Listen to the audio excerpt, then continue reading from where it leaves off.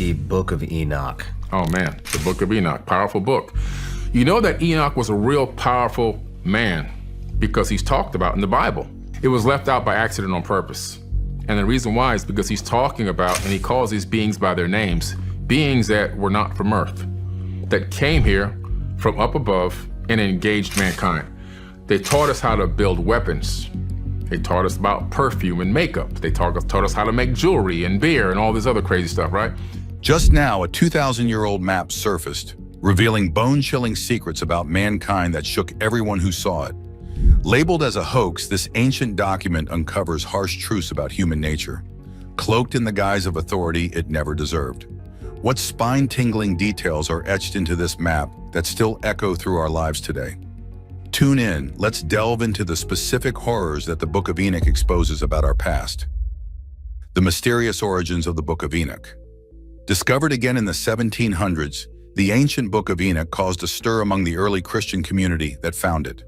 Everyone who read it felt a sense of fear, including the church leaders.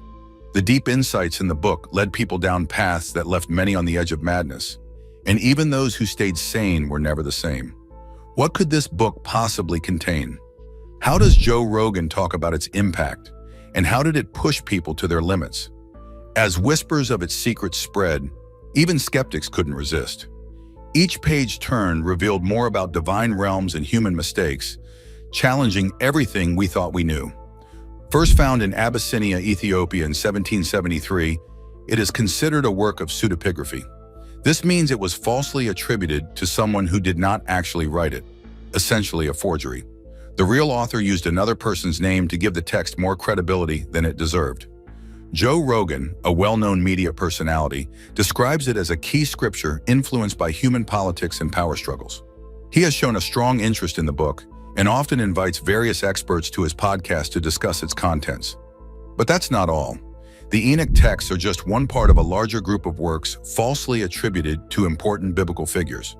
These include writings like The Life of Adam and Eve, the Treatise of Shem, and the Testament of the 12 Patriarchs. It provides compelling evidence of different Jewish religious practices in Palestine during the Second Temple period, from which apocalyptic Christianity emerged. This ancient text tells stories from long before the birth of Jesus. The original manuscript disappeared around the 4th century, but parts of it have been found in Greek, Latin, Syriac, and Aramaic translations, especially after the discovery of the Dead Sea Scrolls. James Bruce, a famous Scottish explorer, originally set out to find an ancient book that he hoped would uncover the secrets of ancient rituals. Instead, he returned with an Ethiopian account of the origins of evil, the devil. The early church leaders dismissed the book, and it was mainly preserved in the ancient Ethiopian language of guise. It tells a story that no ruling authority of the time wanted to confirm. It draws from mystical Jewish teachings and presents the devil, a figure hated and feared, as someone who might have once been a friend and guide to humanity. But this wasn't the only surprising part.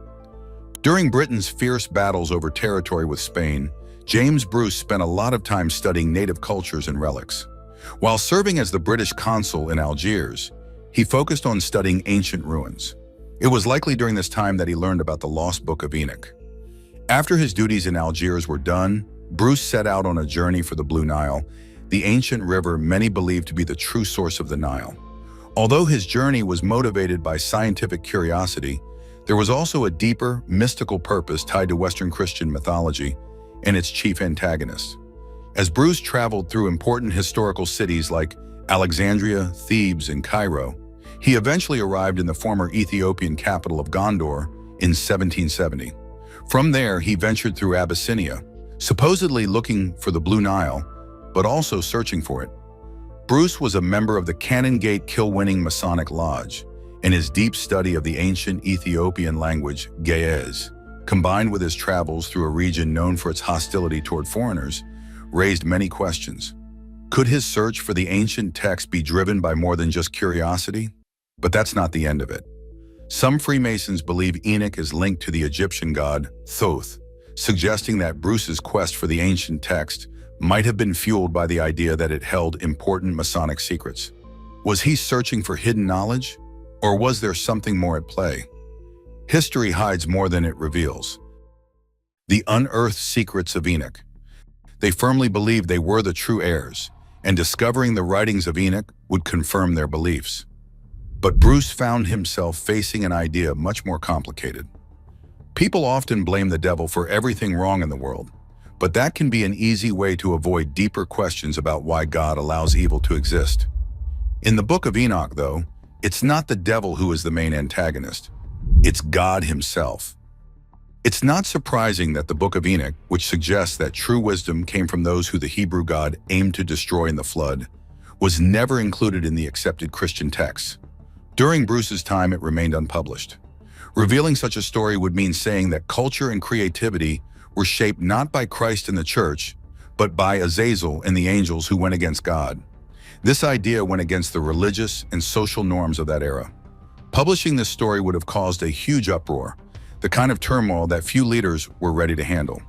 So despite its vivid stories, it remained just a minor footnote in the life of this famous Scottish explorer. Then in 1946-47, some Bedouin boys stumbled upon it in a cave in Judea while tending their sheep. When one boy threw a stone into an opening in the cliff, he heard something break.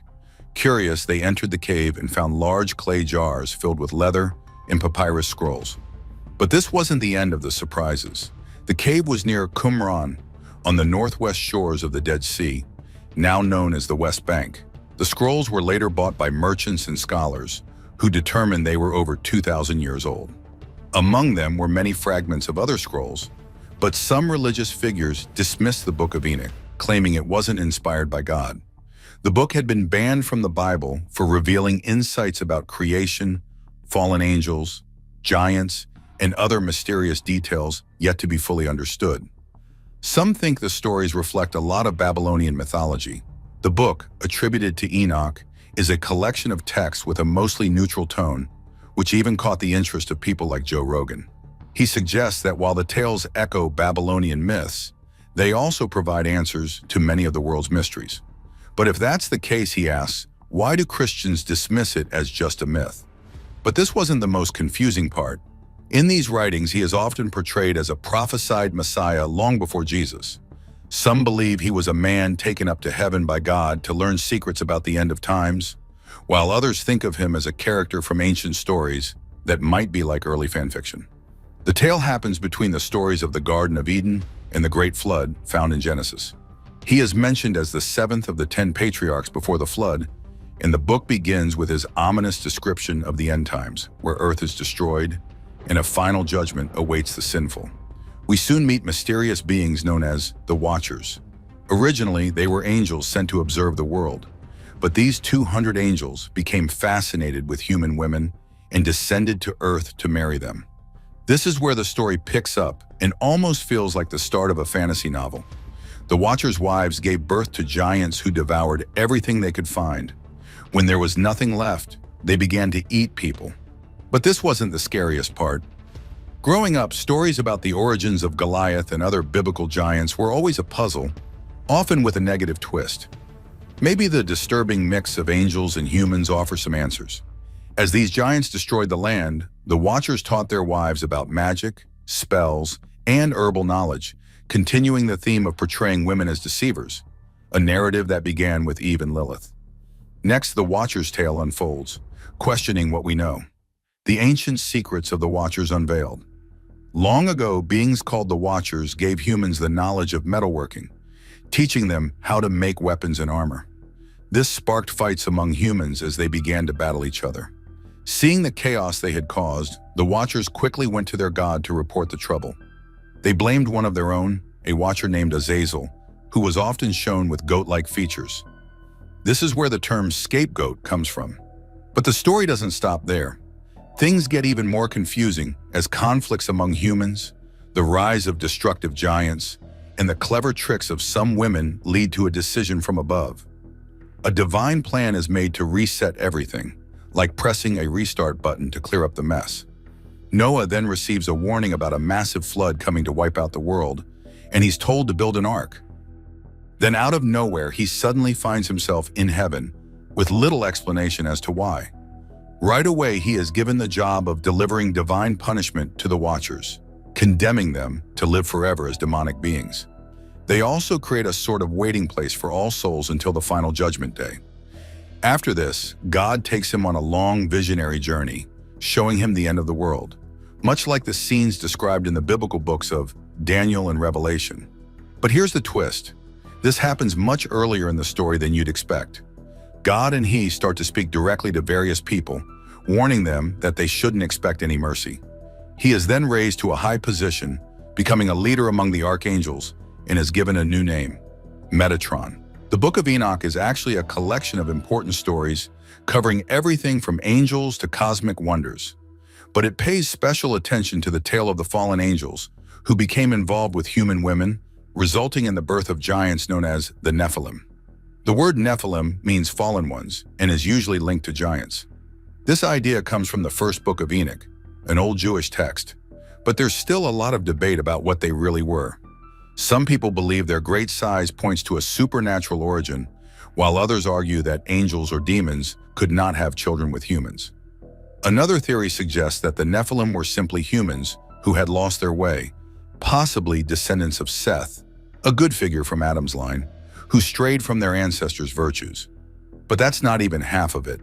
The Book of Enoch is divided into 5 main sections: the Book of Watchers, the Book of Parables, the Astronomical Book, the Dream Vision, and the Epistles of Enoch, totaling 100 chapters. The Book of Watchers in particular explores mysterious beings and strange creatures. The Watchers are described as angelic entities who were supposed to observe humanity without interfering, no matter how much they wanted to. However, things took a dramatic turn. As humans multiplied and the beauty of human women caught the eyes of these celestial watchers, they chose to break their rules. They decided to take human women as their partners, going against their assigned role. Their leader Samjaza warned them of the consequences, but they agreed to face any punishment together. A total of 200 angels came down to earth, married human women, and taught them forbidden knowledge like magic and herbalism, spreading secrets that were meant to remain hidden. But that wasn't the worst part. Their children were hybrids, part human, part angel, sometimes called Nephilim. The true nature of these Nephilim is still a matter of debate, but they are mentioned in Genesis as existing during certain times, suggesting they might have appeared more than once alongside the Watchers. As giants walk the earth, new secrets emerge. Giants among men. The Nephilim, a group of angelic beings, once came down to earth and joined with human women, creating a race of giants. These giants, known for their strength and fame in ancient times, soon began to destroy everything humans had worked so hard to build. Their anger didn't just stop with humans, they even started to turn on each other in violent conflicts. In the midst of this chaos, we learn from an old text that a being named Azazel, who was believed to be one of these celestial beings, taught humans the art of war, including how to make swords and knives. But Azazel didn't just stop at weapons. He also shared secrets about the heavens, magical chants, and spells. On top of that, he taught people how to create things like paints, work with stones, and use dyes, giving them new ways to change their world. But these teachings led to more problems. Morality began to decay, and acts of wrongdoing and immorality became widespread, corrupting human society deeply. Other celestial beings also started sharing their knowledge, like how to read the stars and understand the secrets of the universe. While this knowledge was enlightening, it also brought about even more destruction, as humans cried out to the heavens in despair. But this wasn't the worst part. High above, the archangels Michael, Gabriel, Raphael, and Uriel were watching the terrible impact on Earth.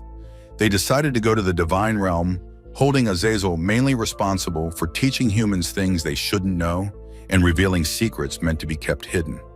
Samjaza, another being, was also blamed for teaching humans magical practices and for fathering the giant offspring through his union with human women. The Celestial Council asked for divine help to fix the chaos on Earth. God responded by instructing Uriel to find Noah, a good and righteous man, and to prepare him for a great flood that would cleanse the earth of its corruption. God warned Noah about the coming flood that would destroy life on Earth, but promised that Noah and his family would be spared. But that's not all. God also commanded Raphael to capture Azazel, bind him, and cast him into darkness to stop his corrupting influence. This marked a turning point in heavenly justice. as Azazel was sent to a lonely, dark place called Dudal, where he could do no more harm. The story continues with the Book of Parables, a fascinating text that wasn't found in the Dead Sea Scrolls. This book has been treasured by the Beta Israel community and is believed to come from a line of holy texts dating back before 200 BC. It was carried from Egypt through Kush to the Ethiopian highlands. Even though it was written during a time of strong Greek influence, it has a special place in religious history. However, many scholars have misunderstood or misinterpreted it over time, and yet the mystery deepens. Some scholars argue about the origins of the Book of Parables, dismissing its importance within the Beta Israel community and claiming it was created during the Christian era. However, a closer look shows that its references, like the term Son of Man, are not talking about Christian figures like Jesus, but rather about earlier prophets like Seth, who represent those who survived the Great Flood. Enoch's parables, found in the later chapters, continue to tell deep ancestral stories that guide humanity with ancient wisdom. This text explores a series of writings about judgment, denial, and the ultimate fate of those who are faithful and those who are not. The story starts in chapters 38 to 44, describing the outcomes for different groups of people. Then, in chapters 45 to 57, it talks about those who refuse to believe in a higher power. Chapters 58 to 59 move on to what awaits those who are found worthy. Finally, the last chapters bring in vivid stories about Enoch's journey to a higher realm. The journey through heaven reveals truths of both spirit and struggle, the secret realm of heavenly judgment. The first part talks about a coming punishment, seen differently by those who are good and those who are not. It all starts in chapter 38, introducing the idea of a righteous community and the condemnation of wrongdoers. A figure representing justice appears and begins the process of judgment. For those who have turned away from faith, their fate is described as being worse than if they had never been born. This echoes similar ideas in Christian texts about betrayal. The story continues with Enoch going through supernatural events in chapters 39 to 41. He receives important messages about divine anger and urgency. Enoch is swept up into a divine storm and finds himself in the heavenly realms among angels, where he sees the righteous continuously praising the divine. In chapter 40, a vast number of angels are revealed, some with specific duties like overseeing human suffering and maintaining the order of power. He learns many profound secrets during his journey, including insights into the fall of kingdoms and divine judgments. But that's not all. The story takes a poetic turn in chapter 42. Here, wisdom is described as if it were a person searching for a home among humans, only to return to the angels, showing how hard it is to find true wisdom. The following chapters give insights into natural phenomena and how the stars and other heavenly bodies impact life on Earth. Then the discussion shifts to the concept of time. From chapters 72 to 82, there is a detailed explanation of how the movements of the stars determine the length of a year. Enoch is told to pass this knowledge on to his descendants, stressing the importance of understanding these patterns to avoid mistakes that could lead to moral errors. But this wasn't the worst part. There's a debate about why sticking to a precise calendar is so important, especially for religious observances and festivals like Passover. If these events are celebrated on the wrong dates, some believe it could be seen as a serious offense. The upper class used a 360-day calendar, while the community at Qumran preferred a 364-day calendar. This preference might help explain why the Book of Enoch was so popular at Qumran. The Book of Enoch contains a vision predicting the end of the world. In a creative retelling, the Book of Dreams and Visions describes world history using sheep as symbols. These sheep, representing the people of Israel, face dangers from Egyptian wolves, Philistine dogs, Babylonian lions, and Persian eagles. Another part of the book, called the Astronomical Book, is told from the viewpoint of Methuselah, Enoch's son. Even though Dream Visions builds on this, most of the content probably comes from no earlier than the early Persian period. The first 6 chapters seem to expand on the Astronomical Book. Then, starting in chapter 7, there's a vision of the sky falling and a great flood covering the earth. This disaster matches the description in the Astronomical Book, which talks about a solid dome above the world holding back water. The last sections of the first book appear to be a mix of different writings. For example, chapters 106 and 107 focus on the birth of Noah, which seems to come from a lost text about Noah's apocalypse. At birth, Noah was unusual, with pale skin, bright red hair, and shining eyes. Right after he was born, he spoke to the divine. His father, Lamech, troubled by his strange child, went to his father Methuselah for advice. Methuselah then consulted Enoch, who predicted a coming flood as a punishment for human sins, and said Noah would survive this disaster. These prophecies were believed to be written on heavenly tablets. What are your thoughts on the exclusion of certain texts from the Bible? Could it be an attempt to shape historical narratives? Like, comment, and subscribe for more.